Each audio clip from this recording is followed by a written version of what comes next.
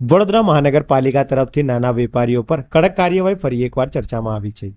બાજવાડા અયોધ્યા ચોક વિસ્તારમાં એક લારી માલિકે પોતાના ઘર પાસે એક લારી મૂકી હતી, જે કોઈ અવરજવર માટે અવરોધક નહોતી, પરંતુ પાલિકા અધિકારીઓએ આવતા કોઈ સાવધાની કે સમજૂતી વગર જ લારી ઉચકી લીધી હતી। સીસીટીવી ફૂટેજમાં સ્પષ્ટ જોવા મળે છે કે આ લારી રોડ અથવા ઘરની પ્રવૃત્તિઓમાં કોઈ અવરોધ સર્જતી નહોતી। આ ઘટનાએ સ્થાનિકોમાં ભારે રોષ ફેલાવ્યો છે। નાના વેપારીઓ અને લારી માલિકે જણાવ્યું કે મોટા દબાણકારો સામે તો પાલિકા આંખ મીચી બેસી જાય છે, પરંતુ નાના વ્યવસાયો પર સતત તણાવ અને દબાણ ચાલે છે। લોકો પ્રશ્ન ઉઠાવી રહ્યા છે કે આ બેવડા ધોરણને ન્યાય કેવી રીતે કહી શકાય?